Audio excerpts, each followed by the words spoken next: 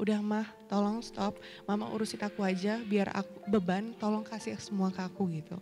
Habis dimaki-maki sama sutradara, dikata-katain. Dalam sholat tuh pasti nangis saat bulan Ramadan akhirnya menggunakan hijab. Kok nyaman banget ya.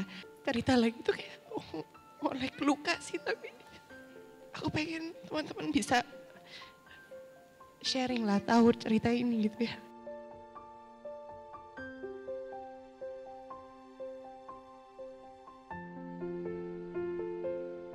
Bismillahirrahmanirrahim. Assalamualaikum warahmatullahi wabarakatuh.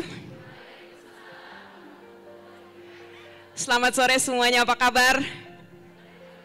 Alhamdulillah, Masya Allah, I'm super happy today. Sangat bahagia cenah. Yeah. Yang pasti hari ini adalah hari yang sangat spesial. Karena Dewi insya Allah hadir bersama Wardah Heart to Heart. Dan ini sangat spesial karena ini untuk pertama kalinya kita hadir secara offline. Dan yang hadir di sini semua sisters-sisters, bahkan dari cameraman, sound woman, camera woman, sound woman, LO kita semuanya perempuan. Boleh tepuk tangan, iya. Dan kali ini tentunya saya tidak akan sendirian. Karena Heart to Heart itu harus ada tamunya. Dan tamu kita sangat istimewa sekali. Beliau adalah sosok yang muda. Tapi beneran deh, tadi saya sempat di backstage ngobrol sama dia. Umurnya berapa teh? 26. Hah? Itu cocok jadi anak saya. Tapi lika-liku kehidupannya Masya Allah banget. Dan semoga hari ini kita bisa belajar banyak dari beliau bagaimana dengan melewati berbagai fase dalam kehidupan di umur 20 tahun ini, tapi bisa menjadi karakter yang kuat dan bermanfaat. Boleh ya sisters, saya langsung panggil tamu istimewa saya, Iris Bella.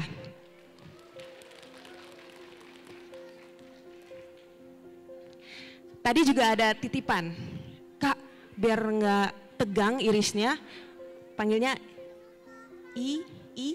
Ibel. Ada nickname Ibel ya? Oh kalian udah tahu? Assalamualaikum warahmatullahi wabarakatuh teman-teman semua.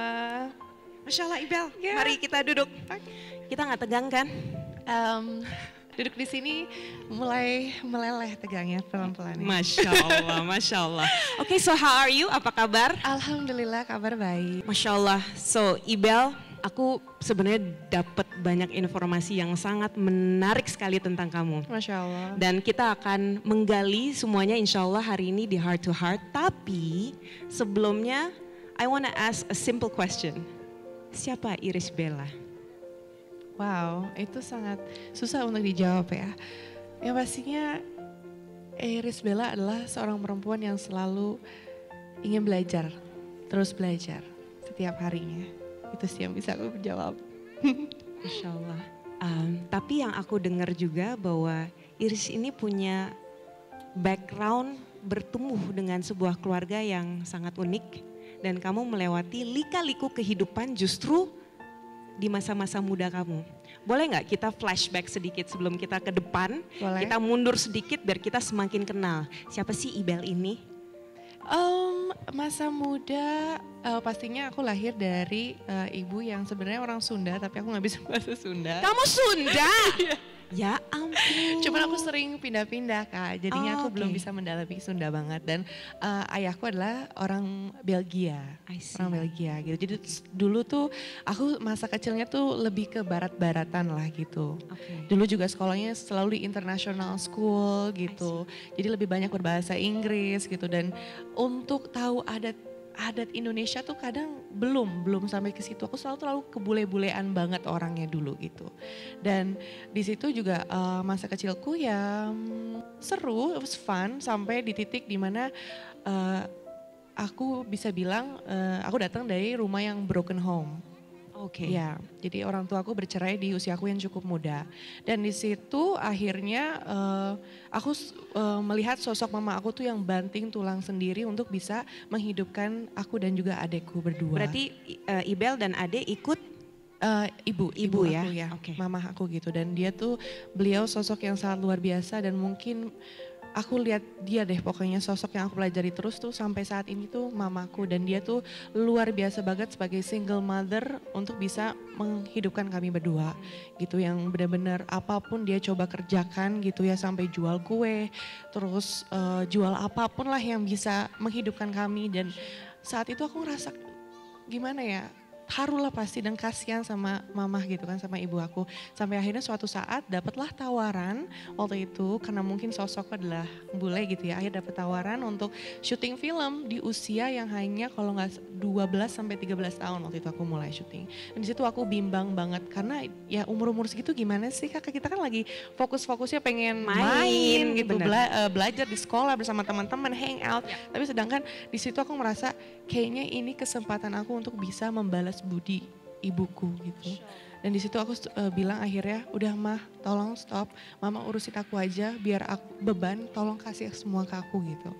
Dan saat itu alhamdulillah mungkin karena niatnya baik ya, jadi alhamdulillah tuh kerjaan tuh mudah gitu didapatkan, dari yang tadinya jadi ekstras terus akhirnya kamu ngelewatin juga jadi figuran dulu ya? Aku ngelewatin semuanya dari nol Kak, benar-benar dari nol. Dan di saat itu kan belum bisa bahasa Indonesia dengan lancar juga gitu, jadi habis dimaki-maki sama sutradara, dikata-katain, terus kayak dulu juga kita baru pindah ke Jakarta kan, jadi nyari-nyari alamat berdua sama mama gitu. Dan terus ada juga yang kita syuting dari pagi sampai ketemu pagi lagi, alhamdulillah sampai saat ini nggak dibayar juga ada, aku pernah rasain. Sampai hari ini nggak dibayar? Iya.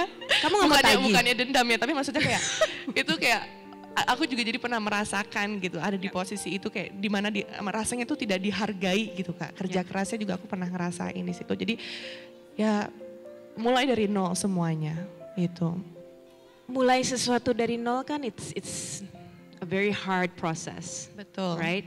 Tidak semua orang suka. Apalagi mohon maaf ya, karena aku juga pernah ada di posisi itu. Indo, ini lu cuman menang muka aja nih. Pasti, semua orang pasti bilangnya begitu, privilege kan. Ya. Kita punya sosok bule, tapi itu sama sekali enggak. Aku benar-benar merasakan semua dari nol, aku banting tulang. Sampai bercucur air mata kayak aku pengen berhenti, aku gak suka di situasi ini. Dimana kayak dijelek-jelekin, terus di push banget sampai limit gitu. Paling buruk apa? Bullyingnya seperti apa? Dikata-katain sih gitu, dikata-katain kayak pas di depan muka gitu, kata-kata yang kasar gitu, dan itu aku lewatin gitu. Gimana caranya kamu bangkit? Aku pengen justru nunjukin bahwa aku sanggup, aku bisa gitu. Dan balik lagi niat aku 100% apa yang aku lakuin, walaupun waktu itu mungkin belum passionnya, aku lakuin untuk keluarga. Untuk keluarga itu nomor satu, untuk ibuku dan juga untuk adekku. Dan di situ juga sebenarnya ada perasaan yang kurang baik sebenarnya. Aku tuh lebih kayak pengen nunjukin juga gitu Kak saat itu kepada bapak aku bahwa aku bisa, walaupun dia sudah pergi pada saat itu. Itu yang justru aku kayak belajar kayak saat ini, kenapa ya ada rasa itu? Emang harusnya waktu itu merasakan seperti itu. Ibel, kalau boleh tahu, kan moms are selalu menjadi sesuatu dalam kehidupan anak-anak ya. Dan pasti ada lesson atau pelajaran yang ibu tanamkan kepada kita yang sampai hari ini kita ingat, dan insya Allah Ibel juga akan mengajarkan kepada anak-anak. Kira-kira apa? Dari sosok beliau sih aku belajar banget bahwa kita perempuan ya, walaupun kita bukan pemimpin dalam keluarga ya, dalam berumah tangga, tapi kita sebagai perempuan juga tetap harus kuat. Kita harus bisa berdiri sendiri juga gitu Kak. Berdiri sendiri dalam arti maksudnya sosok yang tough gitu, dan juga percaya diri, dan jangan pernah apa-apa dikit-dikit menyerah gitu. Jadi harus kuat gitu. Dan saat itu aku bingung kan, gimana kuatnya, cara kuat tuh kayak gimana gitu. Gimana kalau kita dihadapin terus sama orang-orang yang caci maki kita, yang nurunin kita, bagaimana kita bisa kuat terus? Saat itu aku belum tahu bagaimana caranya kuat. Karena saat itu jujur aku belum belajar memupuk iman dalam diri aku. Jadi aku lebih kayak, aku belajar dari sosok mama kuat, tapi dari mana bisa kuat terus gitu, istiqomah terus tuh gimana caranya? Saat itu aku belum paham gitu. Tapi core bahwa wanita itu harus kuat sudah dapat ya? Sudah. Masya Allah. Sampai akhirnya Ibel membuktikan bermain dalam berbagai macam judul sinetron, film juga ya? Iya Film juga very successful, sangat bersinar bintangnya sampai akhirnya beliau jatuh cinta. Kayaknya itu part yang paling ditunggu-tunggu deh, cerita itu ya. Bab jatuh cinta ya. Iya kan, tiba-tiba gadis yang apa ya, yang sebenarnya at the peak of the game kan, ini lagi di puncak-puncaknya. Sebenarnya kamu bisa entar dulu, kamu bisa pilih-pilih yang lain, kamu bisa banyak pilihan lah untuk Ibel. Tapi di usia muda, kamu memutuskan kayaknya dia nih. Kayaknya I'm ready to start my own family. Saya siap untuk naik kelas lagi. Boleh cerita gak sih apa yang kamu pikirkan? Umur berapa sih? Dua-dua ya. Dua-dua ya? Muda loh. Di sini dua-dua siap menikah? Ada yang 22. Boleh. Boleh sharing buat kita. Sebenarnya tuh kayak gejolak dalam hati aku tuh untuk pengen, saat itu kan belum berhijab ya Kak ya. Tapi di situ tuh aku ngerasain banget seperti yang Kak Dewi rasain, dimana kayak punya segala-galanya, aku udah, maksudnya nama aku udah punya, peranan aku selalu ditaruh yang paling utama gitu, paling atas, paling terbaik. Dari dulu dibully, sekarang udah di atas ya? Pokoknya udahlah, itu bisa dibilang ya, alhamdulillah lagi sukses-suksesnya karirku gitu kan. Tapi itu kenapa ya kok ada yang kurang gitu, kenapa kok setiap hari saat pulang gitu, dalam sholat tuh pasti nangis, ngerasa ada yang apa gitu, apa dari mana gitu. Pernah juga dapat peran akhirnya kan, waktu itu saat bulan Ramadan akhirnya menggunakan hijab. Nah di situ tuh aku ngerasa kayak kok cantik ya, kok nyaman banget ya. Dan saat itu walaupun udah selesai take itu aku nggak lepas-lepas loh Kak. Nggak aku lepas-lepas karena saking nyamannya gitu. Terus kayak aku pengen banget bisa berubah, pengen menutup aurat gitu kan. Tapi saat itu kan lagi banyak kontrak, banyak job segala macam. Jadi aku kayak mau maju tuh galau banget. Terus aku pikir kayaknya aku salah satu gimana sih dalam memperbaiki diri, memperbaiki imanku, beribadah lebih baik lagi. Terus aku diberitahu bahwa dalam kita menikah kan kita menyempurnakan ibadah kita gitu kan. Dari situ maka aku ingin sekali bisa menikah gitu, menikah di usia muda gitu. Dan akhirnya Allah mempertemukan dengan ya Mas Ahmad Zoni. Di situ kayak tadinya aku dulu benci banget sama dia ya Allah. Kenapa kamu benci sama dia? Aduh sosoknya tuh dulu tuh sangat menyebalkan gitu. Aduh tengilnya Masya Allah, tengilnya luar biasa. Terus aku selalu lihatnya dia tuh sosoknya tuh sombong gitu kayaknya tuh. Terus orang yang go on time ketika syuting, terus dia tuh kayak lama ketika kerja karena harus mendalami peran dulu. Dia kan yang anaknya kan teater banget, terus aku kayak cepetan dong gitu. Pokoknya semua yang dia lakuin tuh salah di mata aku gitu loh Kak. Tapi itulah ya mungkin ya, jangan terlalu membenci seseorang ya, karena benci dan cinta itu tipis sekali. Beda-beda tipis ya. Beda tipis sekali, akhirnya bener kan, akhirnya jatuh cinta kan. Karena saat itu sharing bareng, terus akhirnya dia pernah di situasi yang sama bahwa kita sama-sama pengen memperbaiki diri. Dan tanpa pacaran kita langsung dia ketemu sama mama, terus akhirnya meminta untuk menikahi aku gitu Kak. Dan I don't know, tiba-tiba mama aku ya saya restuin. Hah? Mam? Padahal ibu aku sangat picky banget terhadap laki-laki, terhadap pasangan. Tapi kenapa entah kok laki-laki ini dengan semudah itu datang ke rumah tiba-tiba oke, saya restui. Mungkin hari itu dia on time datangnya. Bisa jadi. Pastilah. Iya kan? Untuk mengambil hati ibuku pasti gitu. Tapi entahlah, terus di situ juga aku pokoknya selalu berdoa dalam sholatku, terus kayak tolong mantepin hati ini, kalau memang dia jodohku tolong mudahkan terus. Dan alhamdulillah dimudahkan gitu Kak. Entah kenapa semuanya berjalan dengan lancar. Dari akhirnya mau meminta izin mamaku untuk menikah, akhirnya tunangan, lalu akhirnya dipersiapkan untuk hari menikah tuh mudah banget semuanya. Terus banyak bantuan juga gitu dari banyak sponsor gitu kan, kayak memudahkan banget perjalanan menikah ini gitu. Masya Allah, jadi ini takdir dari Allah, ini udah jalan yang Allah berikan sama aku gitu. Masya Allah. Alhamdulillah. Alhamdulillah. So you're happy? Alhamdulillah, I am. Masya Allah. Ini sangat menarik karena waktu aku muda, tapi tidak mengakui tua sekarang. Tapi waktu aku muda, aku pun merasa, kayaknya seru ya menikah muda, terus mendapatkan pasangan, terus and you live happily ever after. Pokoknya semua itu setelah itu akan bahagia dan tambah bahagia. Tapi ternyata enggak ya Kak? Nah, apa yang terjadi setelah kamu menikah? Pasti beda dong, sebelum menikah dan setelah menikah. Iya, menikah itu bukan berarti happy ending seperti yang Kak Dewi bilang tadi ya. Justru disitulah namanya menikah itu kan beribadah dan kita kan ingin memperbaiki diri, pasti disitulah datang ujiannya. Tapi saat itu tidak terasa seperti ujian karena saat itu nggak lama setelah menikah aku hamil. Dan entah dari mana tidak ada keturunan kembar, aku hamil kembar. Cepet banget Kak, dan itu kita senangnya Masya Allah karena apalagi sosok suami itu Masya Allah dia luar biasa. Dia tuh ditinggal oleh ibunya saat dia sosok masih muda banget meninggal. Ibunya meninggal karena sakit. Lalu adiknya yang perempuan pun meninggal. Jadi dia tuh suami tuh sosoknya tuh hidup dengan sosok laki-laki terus. Dan saat itu aku hamil dengan dua perempuan, kembar perempuan gitu. Dan di situ ngerasa inilah hadiah dari Allah, dua perempuan yang tadinya diambil dari hidupku, akhirnya sekarang Allah kasih lagi lewat kamu istriku yang paling aku cintai. Pokoknya kita bahagianya, euforia itu luar biasa banget. Sebenarnya untuk cerita lagi tuh kayak oleh luka sih, tapi aku pengen teman-teman bisa sharing lah, tahu cerita ini gitu ya. Dan ya itulah yang aku belajari bahwa kita harus bersyukur banget dengan apa yang kita punya. Apa yang kita punya karena kita gak ada yang tahu kapan itu akan diambil dari hidup kita kan Kak.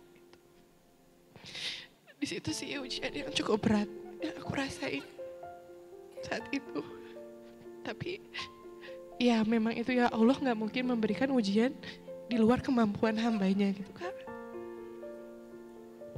Ibel, aku bisa lihat bahwa ini sudah lewat. Tapi masih sangat berat untuk dibicarakan. I'm sure you have your own memory as a young mother. Ini pertama kali mau mendatangkan dua sosok baru dalam kehidupan. Lalu Allah bilang, not now Ibel. Apa yang ada dalam benak kamu saat kamu mendengar bahwa Allah memberikan takdir yang lain? Luar biasanya tuh saat itu juga, saat aku hamil itu aku akhirnya memutuskan untuk berhijab kan Kak. Saat aku hamil ya? Saat aku hamil aku ngerasa sangat bahagia banget. Aku ngerasa ini hadiah dari Allah, dari niat baik aku untuk menyempurnakan ibadah. Jadi aku rasa I owe it gitu. Aku pengen memperbaiki diri juga. Akhirnya disitulah, apalagi aku hamil perempuan kan, aku ngerasa bagaimana aku ingin anak-anakku menjadi perempuan-perempuan yang soleha, tapi sedangkan saat mereka melihat ibunya sendiri, ibunya tidak tertutup auratnya. Di saat itu akhirnya memutuskan untuk berhijab. Dan di situ malah aku sempat bertanya juga, kenapa Allah kok saat aku mendekatkan diri kepadamu, kenapa engkau ambil gitu yang tadi engkau kasih. Di situ galau banget sih, galaunya sangat luar biasa. Dan sempat marah juga gitu dengan situasi, kenapa gitu. Tapi alhamdulillah karena itu ya aku gak sendiri Kak, balik lagi support dari suami, dari keluarga. Dan kita benar-benar akhirnya belajar dari kejadian itu bahwa ya mana yang kamu lebih cintai, penciptanya atau yang diciptakan olehnya. Disitulah aku belajar.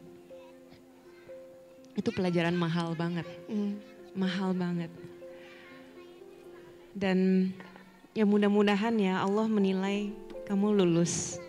Oh amin. Tapi mudah-mudahan. Ya satu fase kan satu masih fase, panjang. Iya, ujian itu panjang. Iya. Mungkin di fase awal itu kamu tetap alhamdulillah istiqomah pakai jilbab, nggak marah sampai kamu lepas dan lempar jilbabnya atau kamu kembali ke apa ya, kan kadang-kadang kalau orang nggak terima ya udah, what's the point? Tapi ya benar, Allah itu pengen tahu who do you choose? Dan alhamdulillah Ibel memilih Allah dan semoga akan terus memilih Allah di atas segala-galanya. Amin. And then what happened? Di situ suatu hal yang unexpected terjadi malah ketika udah benar-benar ikhlas gitu, belajar untuk ikhlas, karena ikhlas itu sebenarnya tidak bisa diucapkan ya. Kita nggak bisa bilang kita ikhlas, kita ikhlas tapi diucapkan gitu, tapi belajar untuk kembalikan lagi lah semua sama Allah bahwa oh ini memang bentuk rasa cinta Allah bahwa ayo Iris lebih dekat lagi kepadaku gitu. Dan saat mulai menerima terus kita berbahagia dan makin memperdalam lagi, memperbaiki diri lagi, justru saat itu juga langsung berangkat umroh kan Kak akhirnya.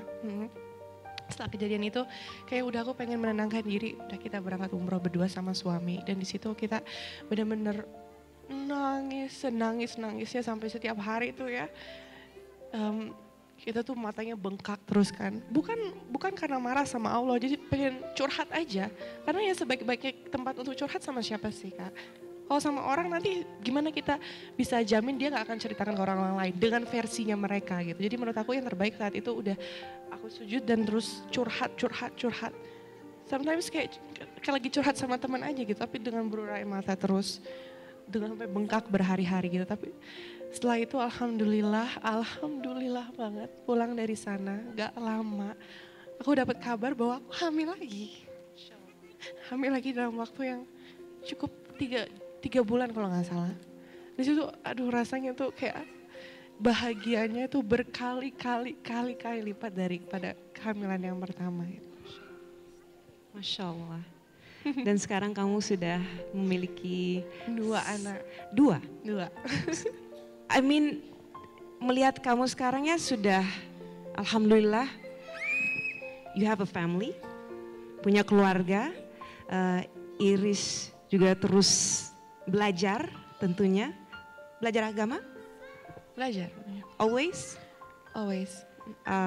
Belajar tentang kehidupan juga, Yeah. sampai akhirnya juga membuat usaha bisnis. Apa aja boleh sharing di sini? Oh, lagi belajar F&B sama ada fashion juga. Untuk anak-anak juga sebenarnya. Balik lagi untuk keluarga juga. Nah berarti kan kamu memiliki multiple roles ya dalam. Dan ini menurut aku hebatnya wanita ya. Wanita tuh bisa kalau dengan ilmu dia bisa memerankan peran-perannya dengan baik. Tahu kapan menjadi seorang istri, tahu kapan menjadi seorang ibu, tahu kapan jadi businesswoman, tahu bagaimana untuk menjadi sister atau sahabat. Aku pengen versinya Ibel nih. Boleh nggak sharing ke kita? Gimana sih caranya untuk tahu peran kita dan kapan kita harus bertindak seperti A, B, C, D? Karena banyak wanita, enggak, aku kayaknya nggak sanggup untuk menjalankan semua ini. Kuncinya kan ilmu. Iya. How? Iya, sebenarnya aku juga masih belajar sih Kak, aku masih tergolong baru juga. Tapi maksudnya yang paling pertama aku lakukan adalah pertama izin dari suami kan. Balik lagi kan ridho Allah adalah lewat ridho suami gitu kan. Jadi pertama ya izin dulu, lalu ketika beliau izinkan ya bagaimana kita bisa memprioritaskan mana nih yang lebih penting dulu itu sih Kak gitu.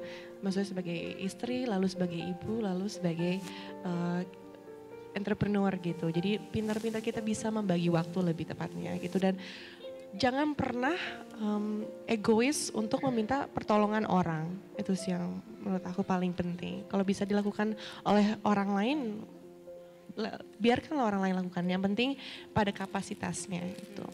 Karena kan kita perempuan pengen menunjukkan juga kan Kak, oh aku bisa ini, aku bisa menjadi ibu, bisa menjadi istri, bisa menjadi entrepreneur juga. Tapi karena rakus pengen melakukan semuanya sendiri jadinya tidak terpegang dengan baik lah semuanya gitu. Jadi balik lagi it's okay to ask for help pada kapasitasnya gitu. So who do you ask help from? Your support system. Who's your support system? My husband, my mother, and my kids. My team, semuanya sih. Masya Allah ya, jadi penting ya untuk nggak sendirian. Penting banget, nggak mungkin manusia bisa sukses sendiri, nggak mungkin Kak. Balik lagi kita tetap harus bisa bersama itu kita lebih pasti bisa lebih sukses, lebih maju. Gitu. Tentunya dengan melewati semua ini, ada nggak sih momen yang actually this is the wake up call of aku ingin melakukan lebih. Aku sudah sampai di titik ini, tapi aku mau lebih. Kalau aku sih bisa dibilang Kak, sekarang kan alhamdulillah maksudnya udah punya semuanya, udah punya keluarga kecil sendiri, punya bisnis jalannya sendiri. Tapi balik lagi, apa manfaat yang kita berikan kepada orang-orang? Ya. Orang-orang di sekitar kita, apalagi kita sebagai public figure kan, Masya Allah itu tanggung jawabnya sangat luar biasa lagi. Jadi apa yang misalnya kalau Kak Dewi bilang, apa yang mau kamu lakukan lebih? Ya apa yang aku bisa beri manfaat kepada orang-orang, masyarakat. Entah itu contoh, entah itu jasa atau apapun, tapi manfaat yang bisa kita berikan kepada orang-orang lain itu yang paling penting. Karena orang yang paling terbaik adalah pasti yang bermanfaat kan untuk orang. Ini kayaknya cocok untuk menjadi brand ambassador Wardah, ya. Bisa dipertimbangkan, setuju nggak teman-teman? Boleh ya? Aku cuman sharing loh, umur aku masih muda banget, aku nggak seberapa sama Kak Dewi. Ya Teman-teman di sini yang Allah. nonton juga pasti lika-liku hidupnya jauh lebih banyak daripada aku. Aku hanya alhamdulillah diberikan momen sama Allah untuk duduk di sini, bisa sharing sama teman-teman semua, itu aja sih. Boleh tepuk tangan nggak? Kok aku semakin meleleh sama kamu. Masya Allah, tabarakallah. Nah, jadi Ibel ini hobinya baca buku katanya. Dan aku pengen tanya, buku terakhir yang dibaca apa? Kalau terakhir Kak, itu lebih kayak ke parenting sih. Oke. Parenting. Parenting, kalau saat ini aku lebih belajar untuk bagaimana menjadi ibu yang baik, itu contoh yang baik seperti Nah itu. sekarang kan kamu sudah menjadi ibu 2 anak dan memang sudah baca banyak buku tentang anak-anak and how to be a good mom. Boleh nggak sharing satu hal yang ini kena banget nih. Ini bermakna banget, bermanfaat banget sebagai seorang ibu. Mungkin aku ingin berbagi juga sama ibu-ibu yang ada di sini. Masya Allah, aku masih terus belajar sih, tapi intinya kalau kita ingin anak-anak kita tuh menjadi lebih baik, kita pengen anak kita menjadi anak-anak yang soleh, yang soleha, yang pintar, yang bertanggung jawab.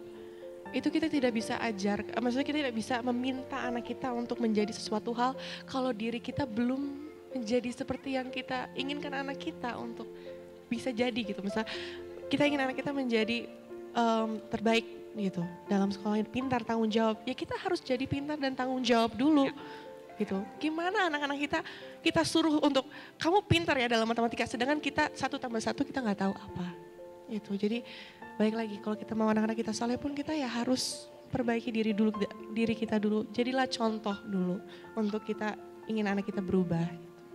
I promise I'm falling in love with you. I can understand why semuanya seneng banget. Lalu quotes, give me one of your favorite quotes from any book yang kamu pernah baca. Ini bukan quote sih, tapi kayak suatu hal yang I live by gitu, yang terus aku pegang terus, bahwa yang aku pernah dengar dan aku pernah baca juga, bahwa Allah itu tidak melihat bentuk dan rupa seseorang, tapi hati dan juga amalnya. Itu yang favorit dan terus aku pengen bisa pelajari setiap hari.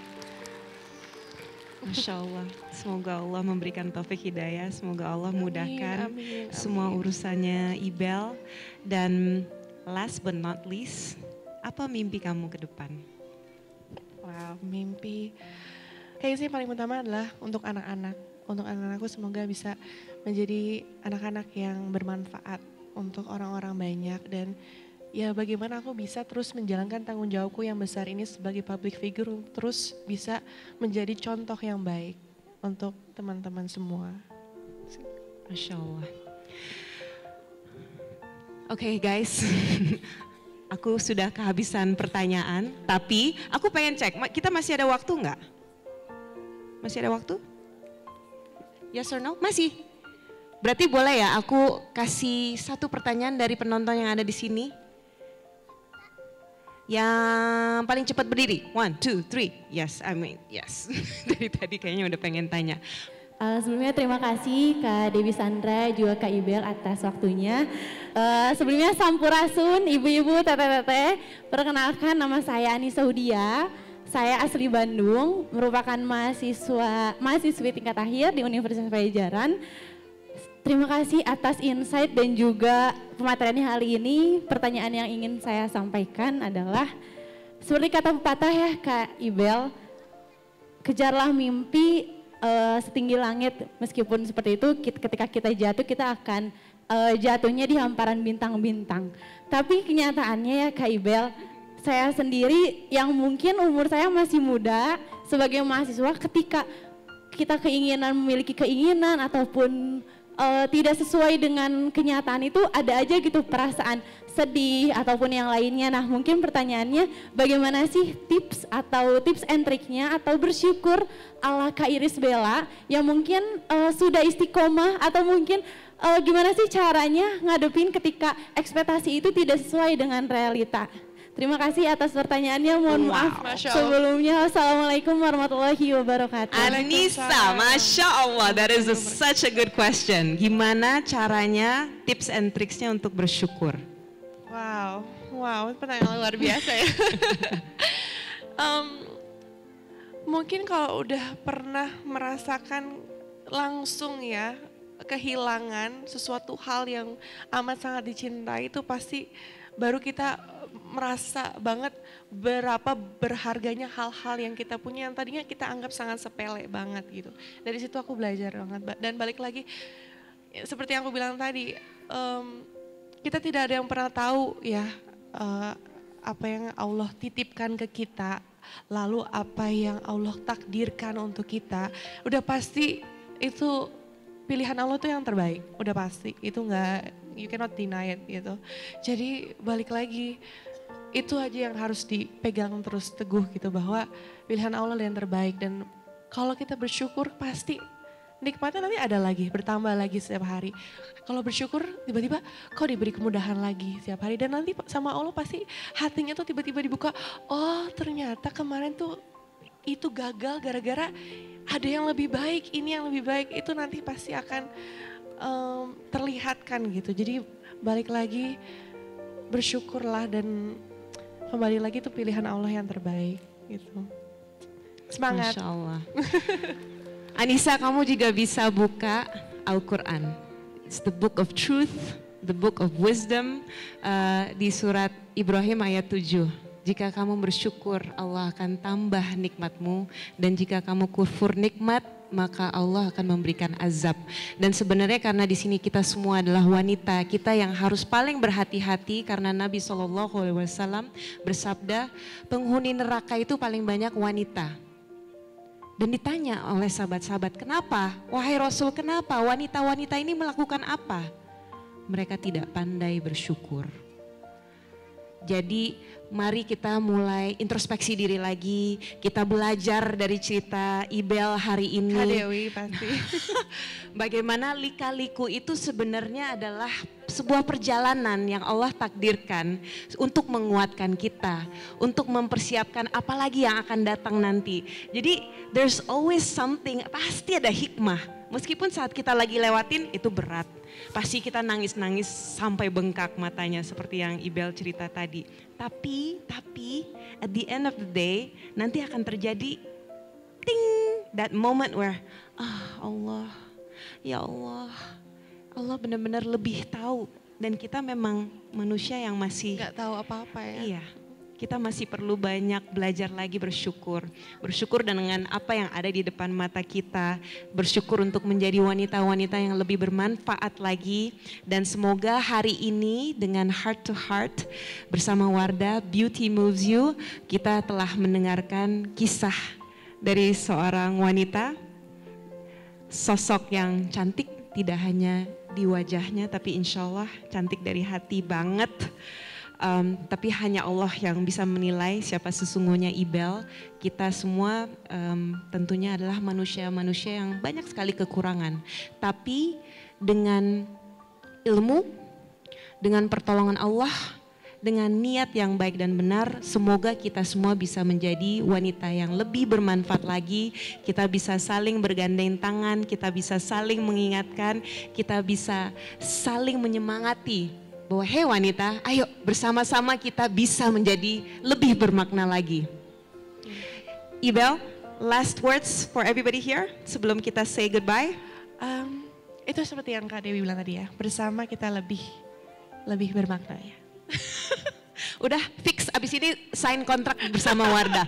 Barakallahu fikum, terima kasih. Mohon maaf lahir dan batin jika ada yang kurang berkenan dan semua kebenaran hanya milik Allah semata. Thank you so much dan insya Allah kita bisa berjumpa lagi dalam acara Wardah Heart to Heart bersama-sama dengan bintang tamu yang tentunya tidak kalah seru dan tidak kalah bermakna, memberikan kebermanfaatan dan kebaikan. Thank you so much, sampai ketemu lagi di lain waktu. Wassalamualaikum warahmatullahi wabarakatuh.